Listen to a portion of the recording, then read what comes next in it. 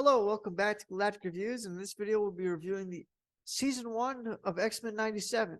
This series had definitely a lot of differences from the original. Um, in this season, while in the other past seasons of X-Men 97, I believe there was like 20 something plus episodes per season. This season only had 10 episodes, so they were kind of limited to what they could do per season. However, that being said, I think the season overall and the sort of overall season arc, which was essentially just centered around the Summers family, was really well done.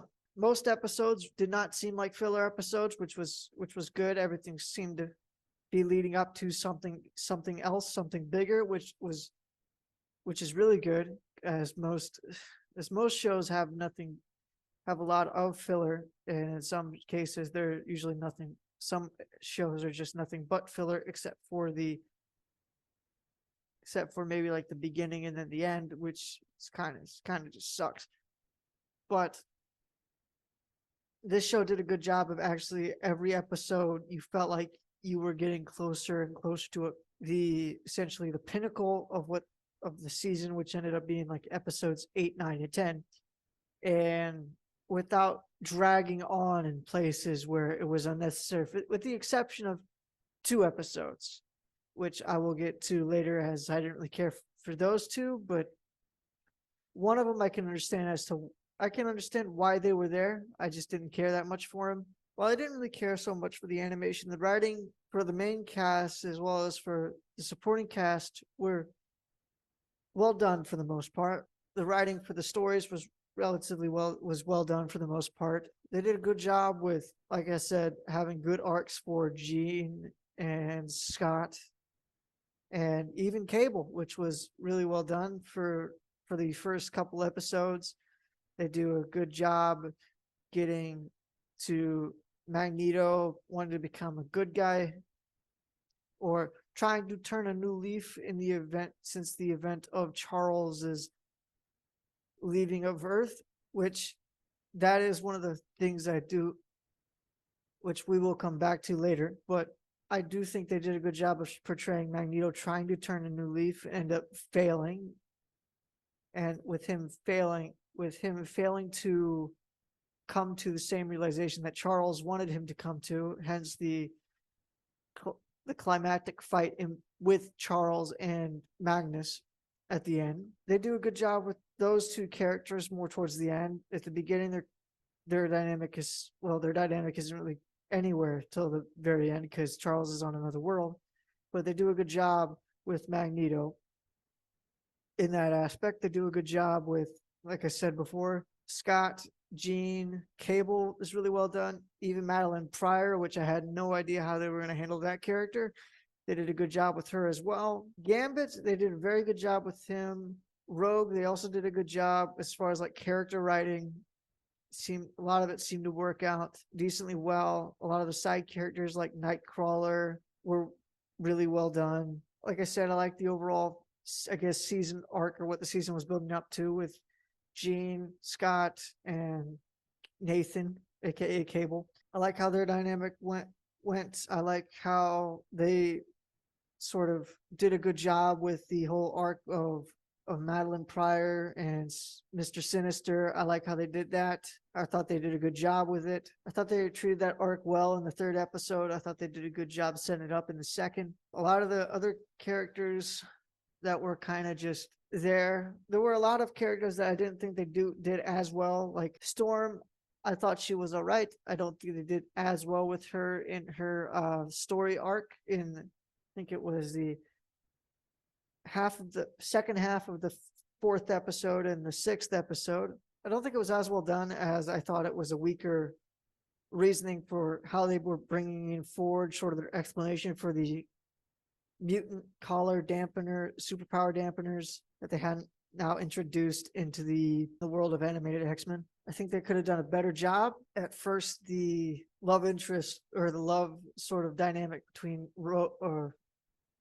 Storm and Forge seems forced. I do think it does lighten up a little bit, and you can kind of see it working out. But within the 6th episode, because I think the 6th episode, actually no, maybe they introduce it in the 4th and they kind of expound upon it in the sixth. In either case, in both those episodes, it seems forced. It seems like a forced dynamic, and they really don't play much on it in the later episodes. So, what will become of that, we shall see.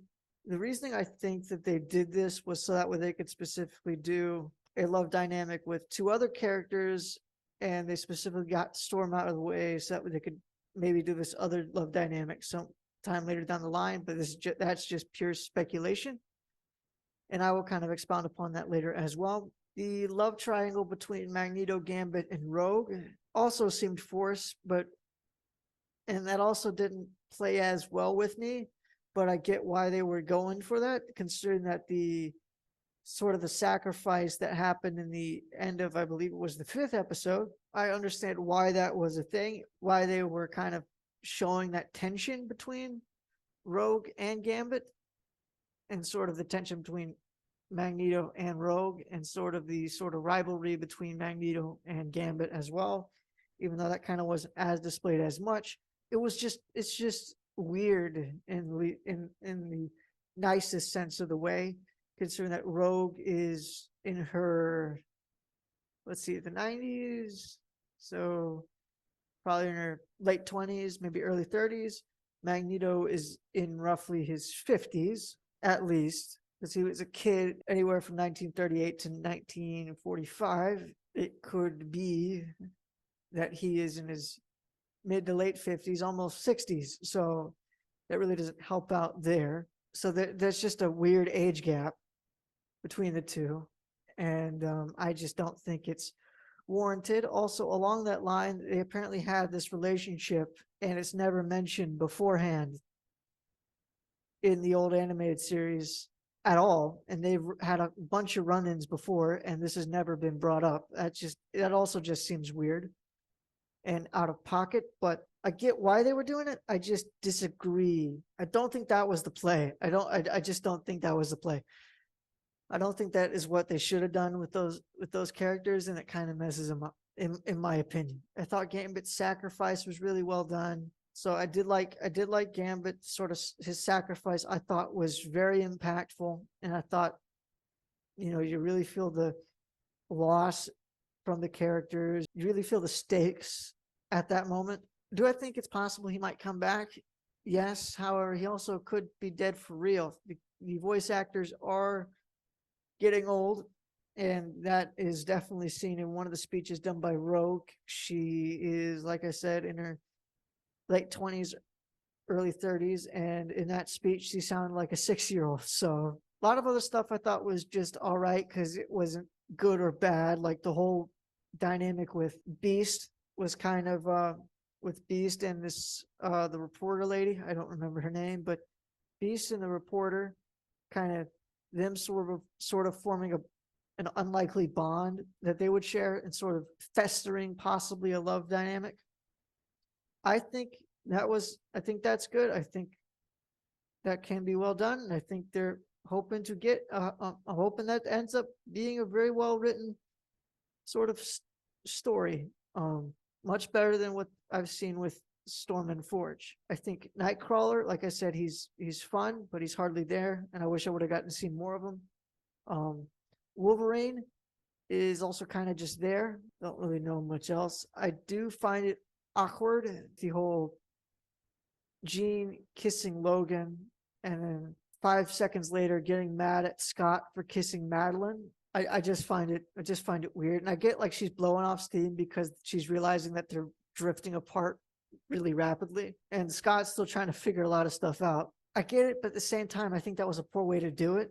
But I get what they were going for. And granted, they have a minimal sort of time frame to kind of put all that into the show, as like they only have 10 episodes, and every episode's about 30 minutes with the exception of the last episode, which is about 45. So I get it. Wolverine is just there, and besides that one thing that I mentioned with Jean, he really doesn't do much of anything.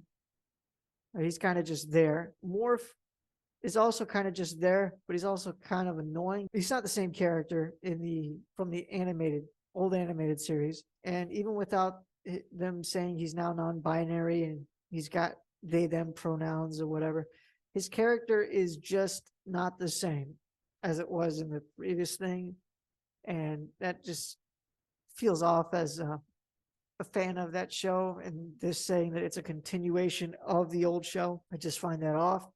And I think the whole reason why they moved Storm on to Forge is because they want to move Morph and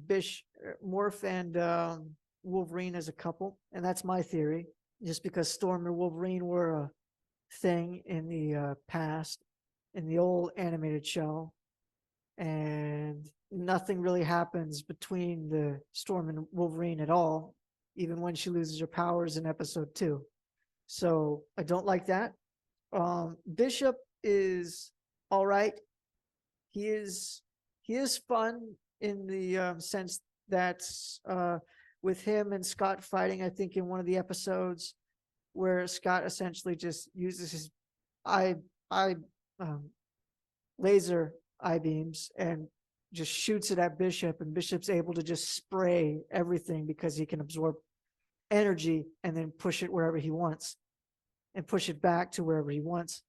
I think that was good, like fighting dynamic wise. There's a lot of stuff that was good, but also some stuff that wasn't that good, and then some stuff that was kind of bad. The whole morph thing, the whole thing that they're looking like they're doing with Morph and Wolverine, the way that they did the Jubilee episode was only like half the episode actually, so that was the praise, but it's not that great. I get why it's there. It's sort of there to to build this relationship between her and Roberto da Costa, which I didn't mind. He was just but also he was kind of just there. But I also didn't care much for her at all.